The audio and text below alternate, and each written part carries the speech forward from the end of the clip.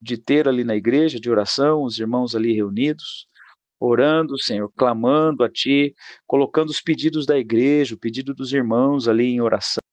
Quantos nomes, quantas pessoas, ó Deus, que estão sendo alcançadas pela oração, através dos nossos irmãos que têm perseverado ali no culto de oração. Eu te louvo por isso, e te louvo por esse momento que o Senhor nos reserva, no final da noite, Senhor, no final do dia, para cada um de nós, depois de muito trabalho, de correria, de cansaço, de coisas a resolver, mas graças ao Senhor que aqui chegamos e pedimos que, nesse instante, esse pouco tempo que temos aqui, seja extremamente significativo e edificante para a nossa vida.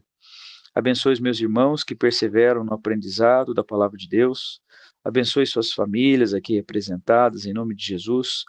E, por favor, Espírito Santo, fala conosco nesse instante, pelo poder que há na tua palavra. Assim eu te peço e te agradeço. Em nome de Jesus. Amém. Vamos fazer a leitura, então, capítulo 4, a partir do versículo 7. Ele diz assim: temos, porém, este tesouro, que tesouro, né? O ministério do apostolado que foi confiado ao apóstolo Paulo, né? Temos, porém, este tesouro, este valor, né, em vasos de barro, para a excelência do poder, para que a excelência do poder seja de Deus e não de nós. É importante compreender aqui essa analogia que Paulo está trazendo da questão do vaso de barro, porque era comum, quando você tinha algo de valor em sua casa, esconder em vasos simplórios e simples, né, que poucos seriam observados, que nem mesmo era digno de receber uma planta, né? Eram vasos mais simples, menos chamativos. Então se escondia neles tesouros de grande valor, era comum na cultura. Por isso que Paulo diz que ele se compara aqui a um vaso de barro, a um vaso simples, a um vaso bastante marcado pela vida, a um vaso que traz em seu próprio passado um passado terrível, né?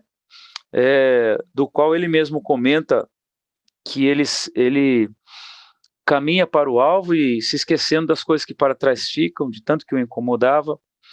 Paulo é um homem de dores, é um homem de sofrimento. Agora, Paulo, que era o grande, né, agora torna-se o pequeno nas mãos do Senhor Jesus. Ele diz aqui, então: temos, porém, esse tesouro em vasos de barro, para a excelência do poder, para que a excelência do poder seja de Deus e não de nós. Bom, depois, um segundo ponto que nós temos nesse texto é que certamente o que os falsos apóstolos traziam era, de fato, a ostentação, a soberba, né? Mas Paulo diz aqui que aquele que porta a mensagem do Senhor, aquele que se dedica à mensagem do Senhor, aquele que serve a igreja com a palavra do Senhor, é simplesmente um vaso insignificante. E o que de fato se percebe não é ele próprio, mas sim o poder de Deus que nele está. Aqueles que servem ao Senhor, que ministram ao Senhor, aqueles que levam a palavra do Senhor, devem ser menos vistos. E sim, Cristo precisa ser visto na vida deles. É isso que Paulo está trazendo já no verso 7. No verso 8, então, ele vai trazer aqui a legitimidade do seu apostolado, o que de fato é ser um ministro de Cristo, né? Então ele diz assim, nesse vaso de barro, né, que era ele: em tudo somos atribulados, em tudo. Então, em nenhuma área da vida de Paulo havia uma exceção, mas em todos os aspectos, em todas as áreas da sua vida, ele era atribulado, não somente ele, mas os apóstolos, os ministros de Cristo na época. Porém, não angustiados, por isso ele traz aqui o plural: somos atribulados, porém não angustiados, ou seja, diante das pressões, diante dos reveses, das dificuldades da vida, né, que eles passavam ali por pregar o evangelho, né, ele diz que nós não nos angustiamos, nós não vamos perder a nossa calma, nós não vamos nos render às preocupações, ao medo, de forma alguma. Nós estamos sendo, sim, atribulados, passando por um momento difícil, um período de grande pressão, um corredorzinho estreito, né? Está difícil a vida, mas eles continuam em paz, eles não se angustiam. Outra coisa que ele fala, nós estamos perplexos, porém não desanimados. É interessante essa palavra perplexos aqui, que ela traz uma ideia de como é que se diz? Quando você não está abastecido, né?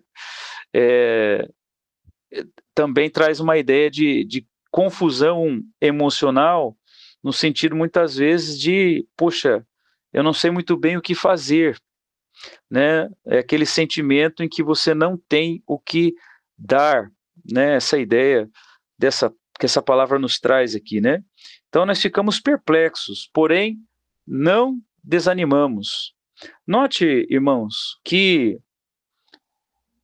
as tribulações, né, as dificuldades cercam o ministro de Cristo, né, como ele está se expondo aqui, o apóstolo Paulo, porém, né, elas são encaradas sem a angústia e sem o desânimo.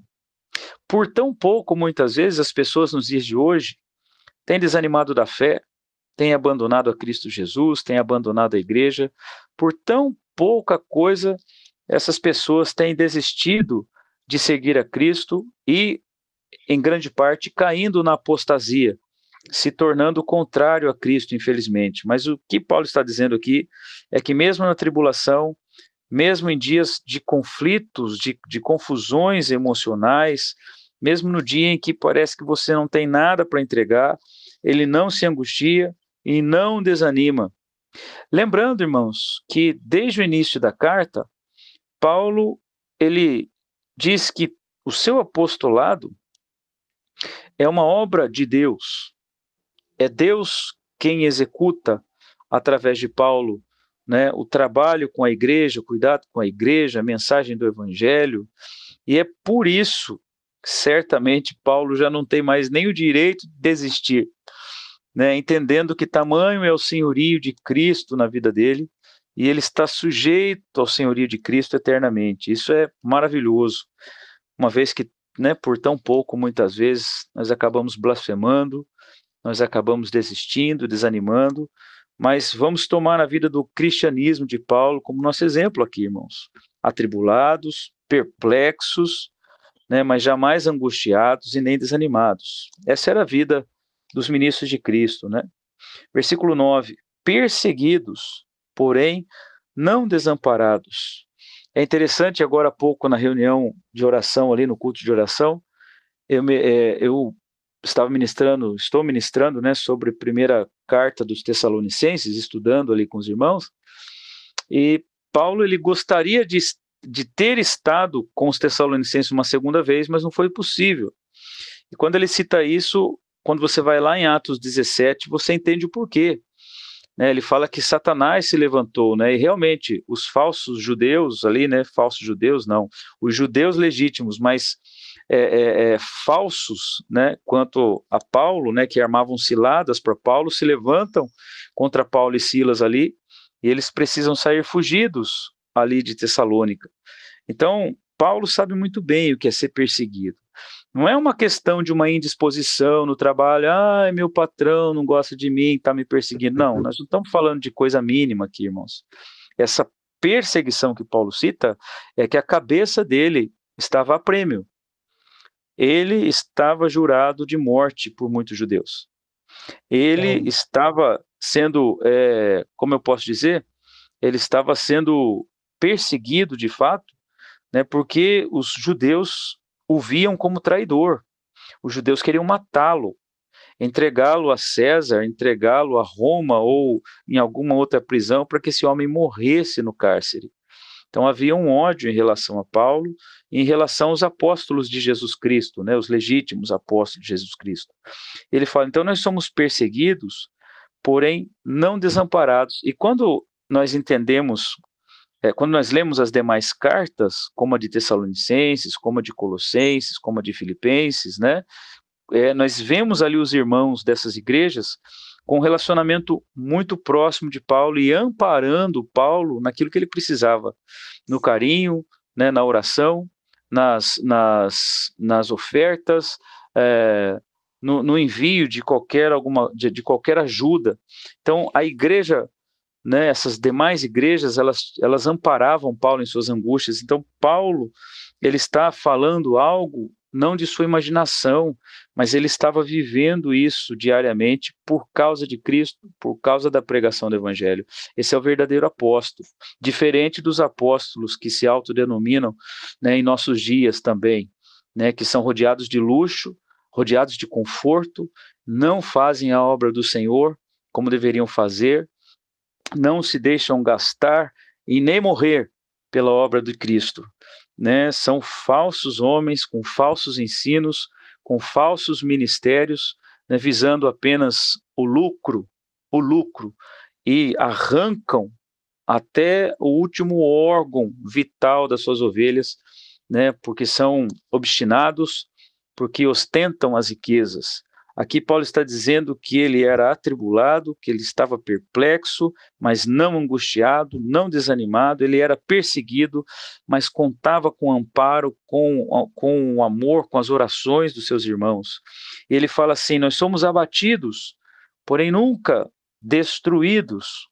Essa é uma mensagem poderosa, irmãos, que certamente ele, né, de uma maneira um pouco mais acentuada, até por causa do seu contexto histórico, até por causa de que ele quebra, né, o seu vínculo com a religião judaica, né, então está sendo realmente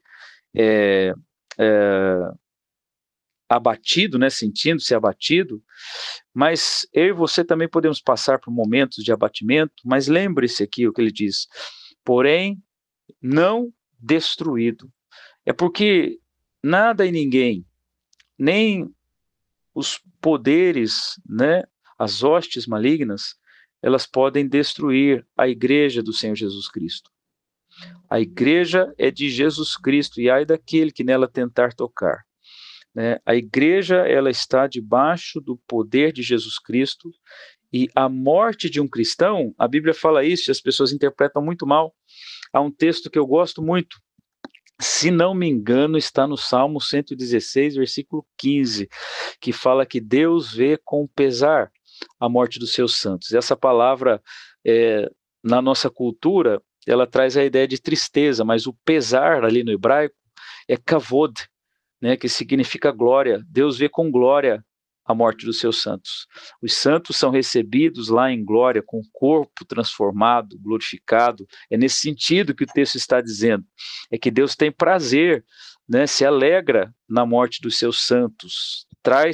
A morte dos santos traz o kavod, a glória, a manifestação da glória de Deus. É nesse sentido, né? E Paulo tinha muito forte isso no seu coração.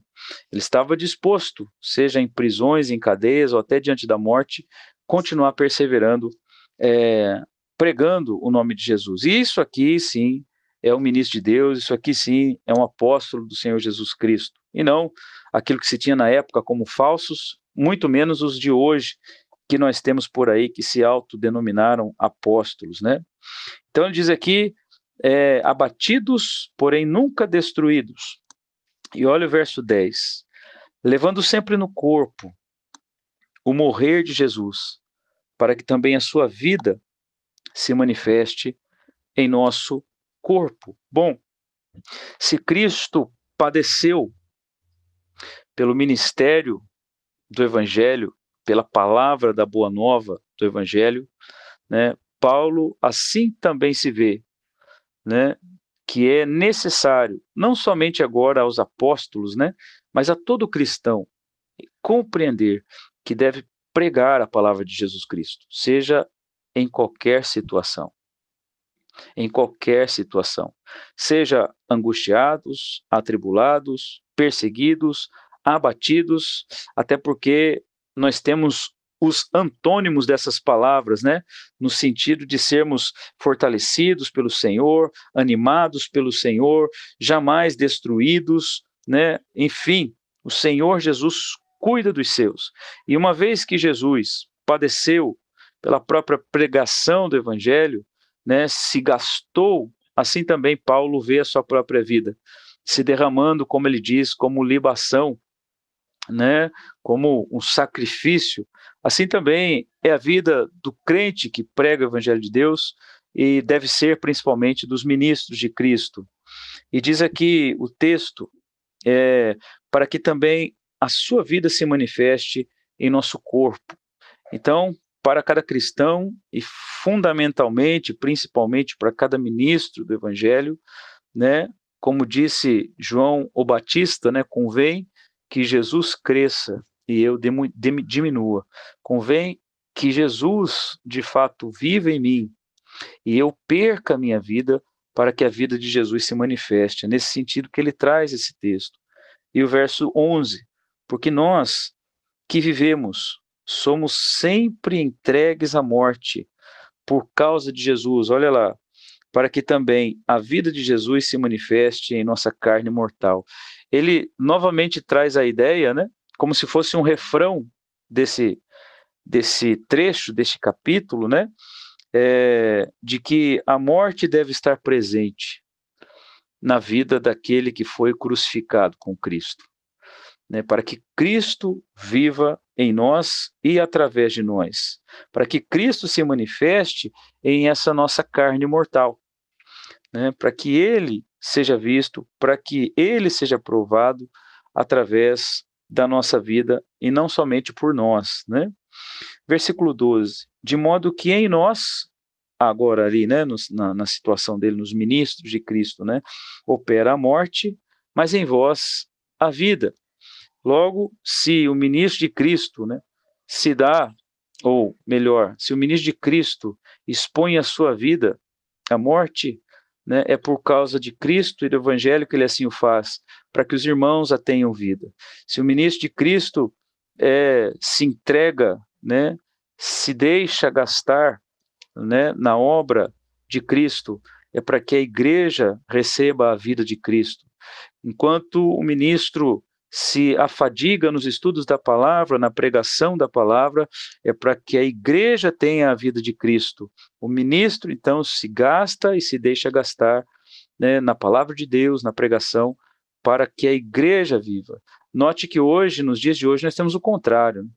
A igreja se mata para financiar o sujeito que está à frente da igreja. A igreja arranca-se o couro da igreja, né, para que os tais apóstolos de hoje tenham seus luxos, né, tenham aí seus helicópteros e jatinhos para lá e para cá, e os carrões e as mansões, né. Recentemente saiu aí o levantamento da mansão de um presidente de uma denominação no Brasil.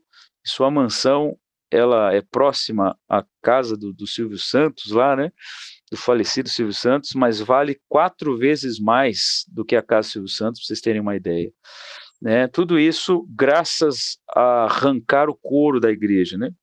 Mas aqui não é isso que Paulo está dizendo. O ministro, ele se deixa gastar para que a igreja tenha vida, de modo que em nós, ou seja, os ministros, apóstolos aqui, opera a morte, mas em vocês a vida. Verso 13, tendo, porém, o mesmo espírito da fé, como está escrito, eu criei, por isso é que falei. Aqui ele está citando o Salmo 116, verso 10, né? Eu criei, por isso falei.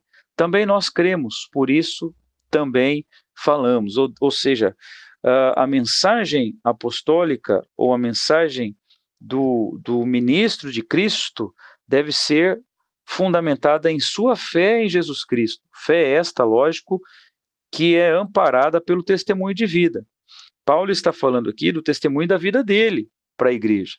Olha, a minha vida consiste nisso, é sofrer, né, é ser perseguido até a morte, ficar perplexo, atribulado muitas vezes, porém, nenhuma dessas coisas me destroem, porque Cristo me sustenta para que eu possa me entregar a vocês, né, na pregação do Evangelho, no testemunho de Cristo, para que vocês possam viver, né, para que vocês sejam nutridos e abastecidos pela palavra de Deus. Então, se creio, né, eu falo. Se creio em Jesus Cristo, eu falo do seu amor. Se creio na doutrina de Cristo, eu falo da doutrina de Cristo. Versículo 14.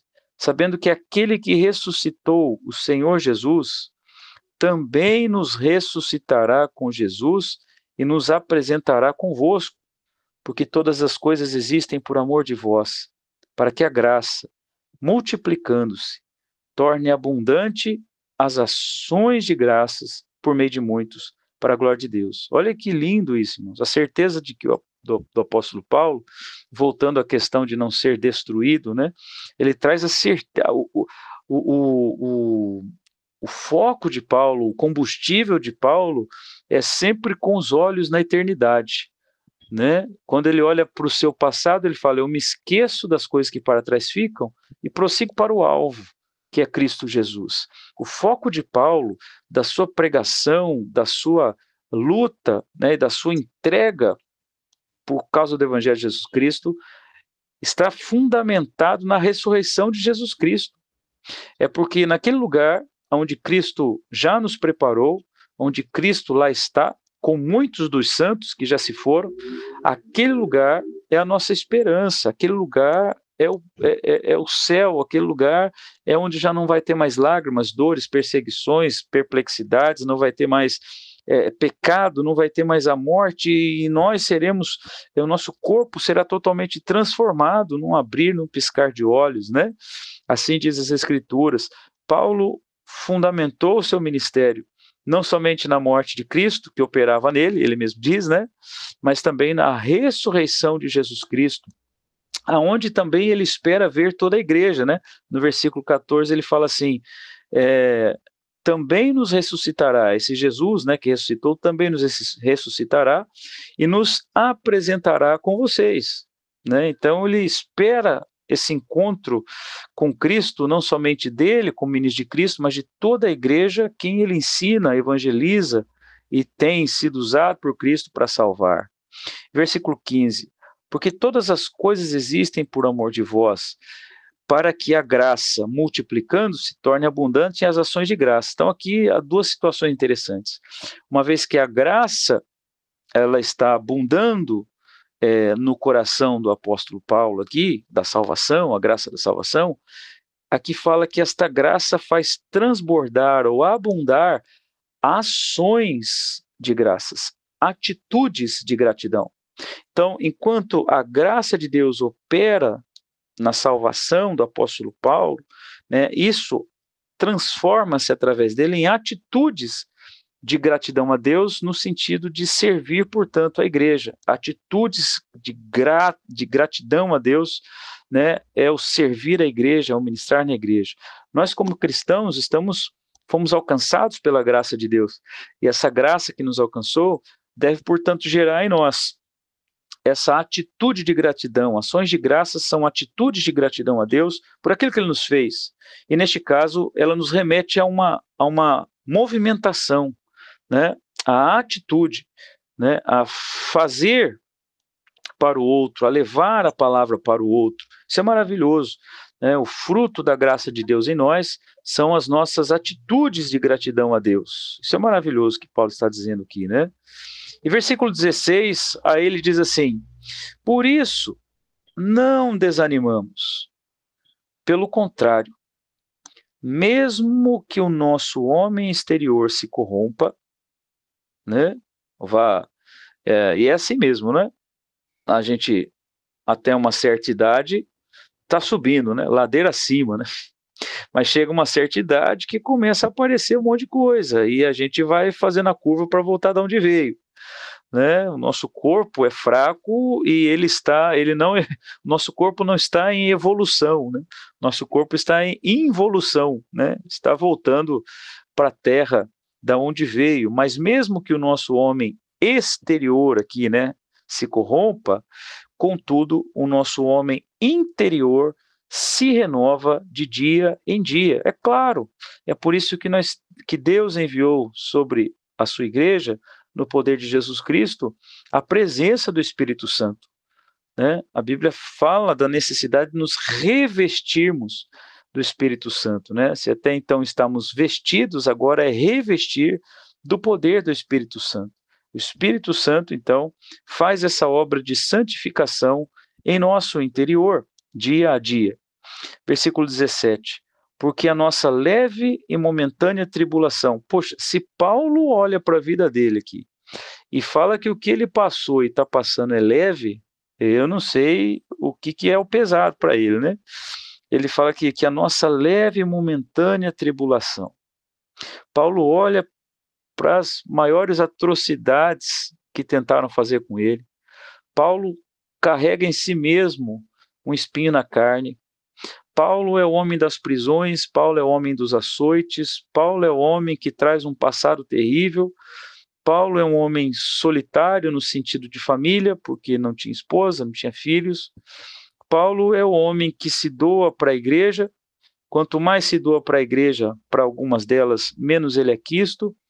Este é o Paulo que está chamando a sua tribulação de leve e momentânea.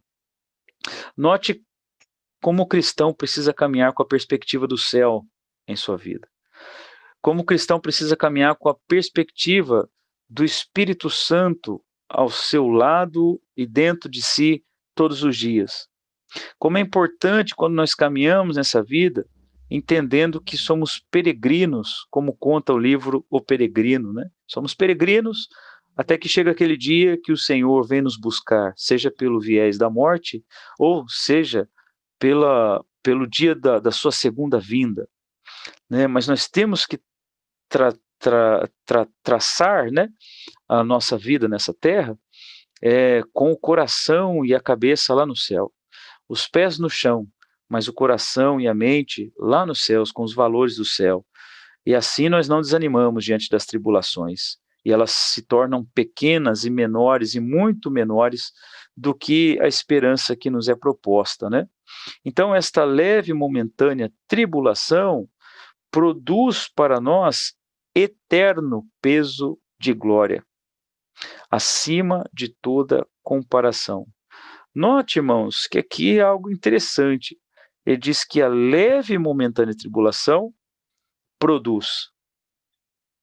Porque são nesses momentos, irmãos, nas tribulações, né, é que o nosso caráter é aprovado. É interessante que na tribulação é que você vê se uma pessoa é ou não é cristã. A pandemia deixou um certo ensaio sobre isso, porque de repente nós não tínhamos um lugar para congregar, para ir, não podíamos sair, né? E o cristianismo precisava ser feito dentro do lar, precisava ser feito em família, ou chamar alguns irmãos para estar no lar e ali cantarmos e orarmos juntos.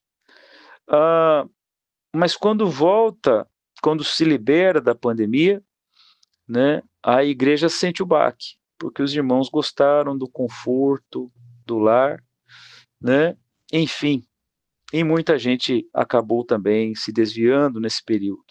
A tribulação, ela é pedagógica, ela acaba provando a nossa fé, provando o nosso caráter, e ela produz um peso eterno de glória, é claro, para que os que perseveram firmes nos dias em que ela vem, para que os perseveram na fé no dia em que ela vem, né? Para aqueles que entendem aquilo que Paulo começou a dizer, que mesmo atribulados, angustiados, perplexos, perseguidos, de forma nenhuma desanimados, de forma alguma angustiados, de forma alguma desamparados, pelo contrário, o Senhor nos sustentará nos dias de grandes e terríveis momentos e tribulações, mas que os nossos olhos estejam sempre em Cristo Jesus e na esperança da eternidade.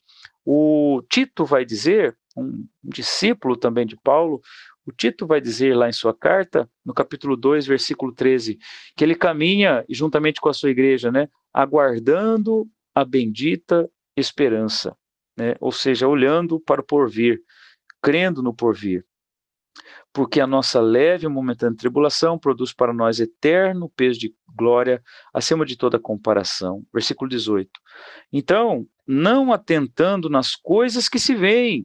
O que nós vemos? Nós vemos as tribulações, nós vemos o momento de angústia, nós vivemos isso daí, mas nós não devemos atentar ou focar a nossa atenção nessas coisas. Pelo contrário, diz aqui que nossa atenção esteja voltada nas coisas que não vemos.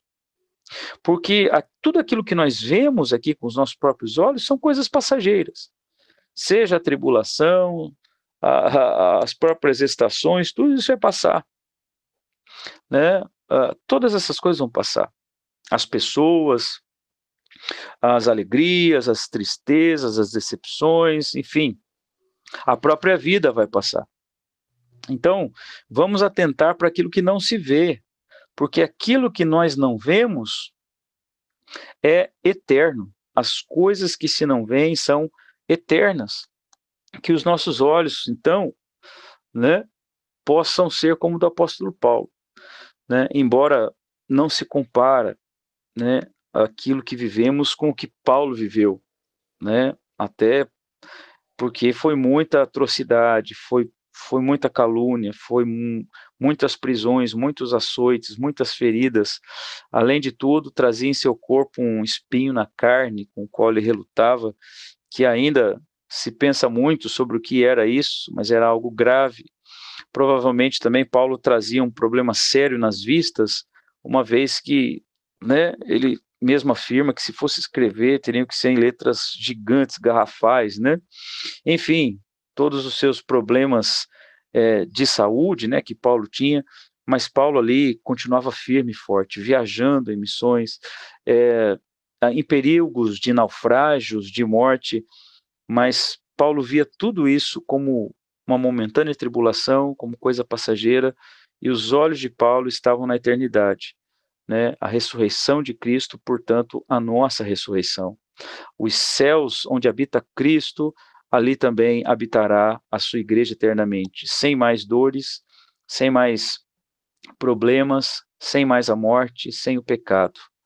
Então, a mensagem que Paulo traz aqui para a igreja de Coríntios é que o verdadeiro apostolado, o verdadeiro ministro de Cristo, o verdadeiro cristão, né, ele não é preservado das dificuldades, sejam elas quais forem. O verdadeiro cristão, né, diante das dificuldades, que são fatos e serão fatos na vida de um cristão, ele não desanima, até porque diante das dificuldades, né, das tribulações que o cristão passa, os olhos dele estarão, portanto, na eternidade. Então, a legitimidade do ministro de Cristo e da igreja não é a prosperidade, como se diz por aí, né? Da forma como se diz por aí. Aliás, uma das definições da etimologia da palavra prosperidade é que você não tenha falta de nada, né? Mas que, sobretudo, você passe por elas ou com elas. Então, nesse sentido, né, cai na ideia do próprio Salmo 23. O Senhor é meu pastor e de nada terei falta. Ou seja, o vale da sombra da morte vai estar presente, assim como os pastos verdejantes. As amizades, o cuidado de Deus estará presente, assim como os inimigos diante da mesa, como diz os Salmos. Mas diante de todas essas coisas, precisamos compreender que Cristo nos deu vida eterna e é para lá que caminhamos. Portanto, não desanime se você está passando um momento de sofrimento, de angústia, de medo, enfim, de tribulação ou de perseguição, e é claro que é menor do que a do apóstolo Paulo, mas de qualquer forma, às vezes abala o nosso emocional. Mas busque a Jesus Cristo, creia em Jesus Cristo, e entenda que Ele é o nosso consolo, Ele é a nossa fortaleza. E cuidado com os enganos, cuidado com as mensagens do Evangelho que você pode estar ouvindo, cuidado. Eu falava com os irmãos hoje que houve 3 períodos interessantes em Atos 17.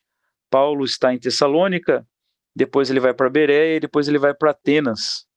E lá em Bereia ele encontra alguns irmãos ali que vão ouvi-lo com gentileza, com educação, mas antes de dar o aval de aprovação ao que Paulo dizia, eles mandaram Paulo aguardar e eles foram consultar nas Escrituras.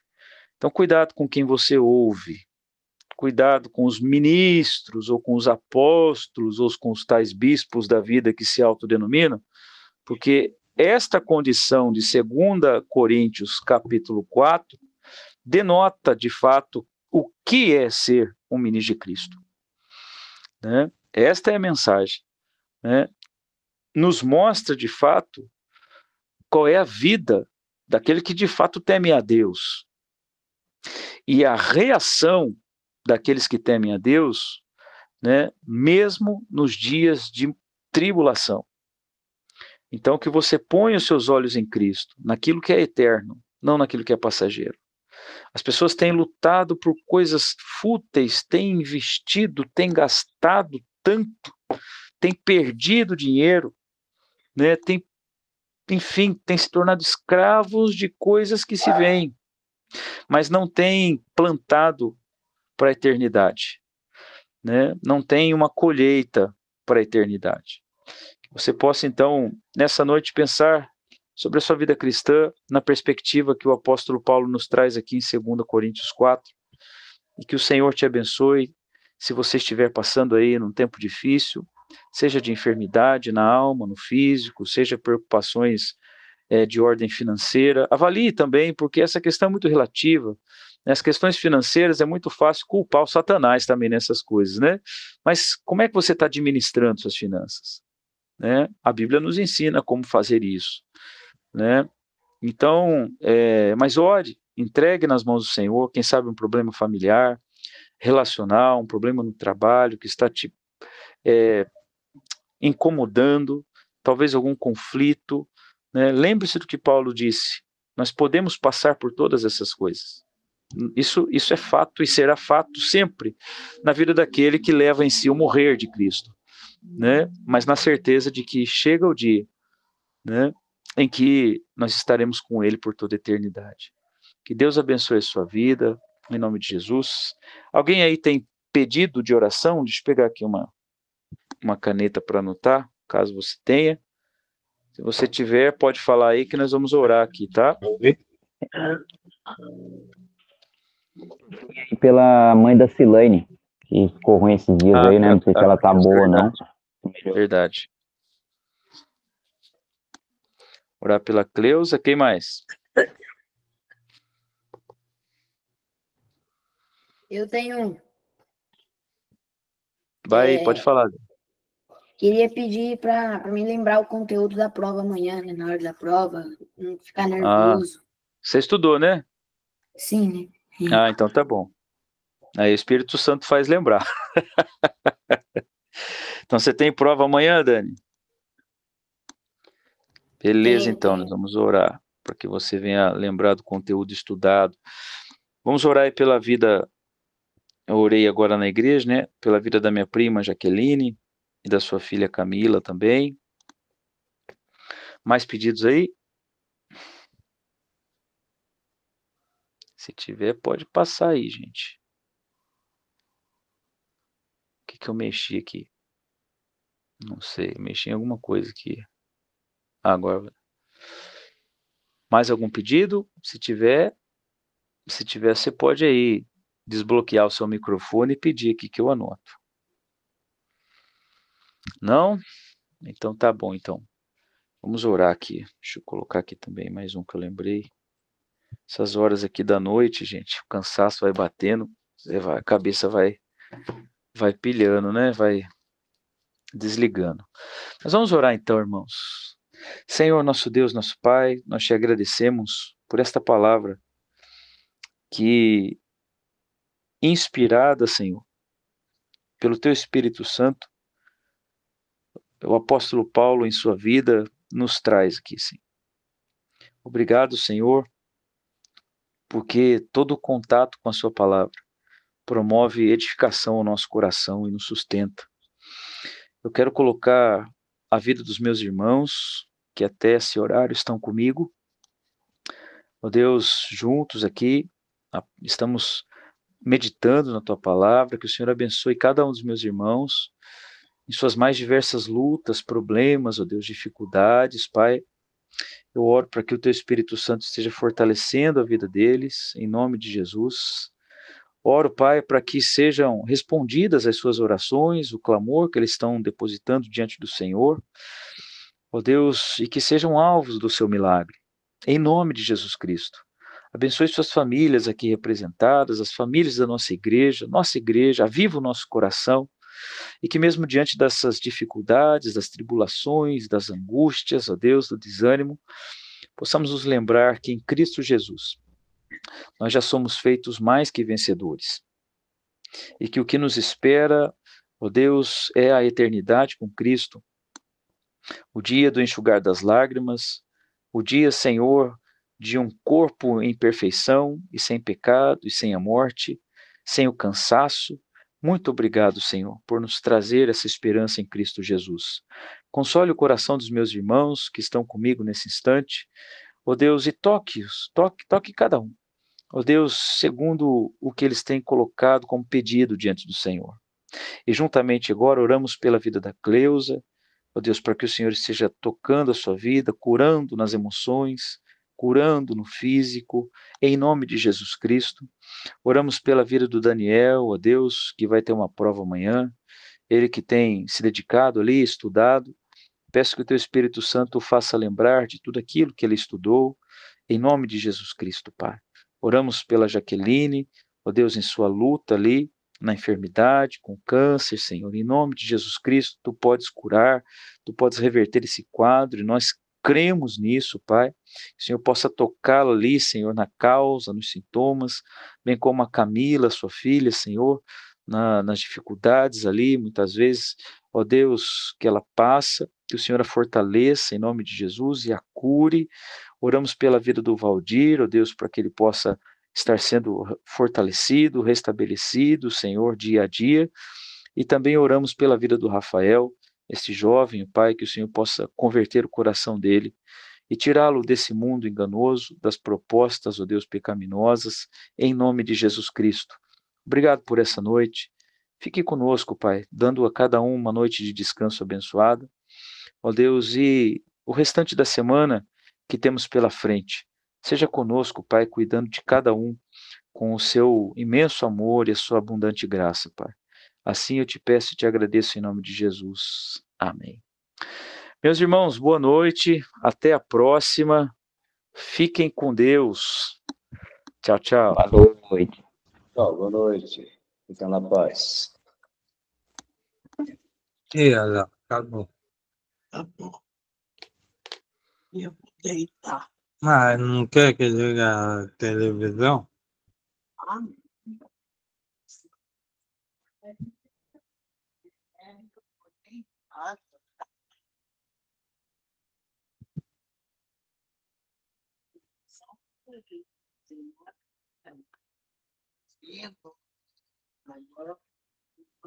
ah, lá, o Daniel foi embora, já. O Daniel também foi, saiu.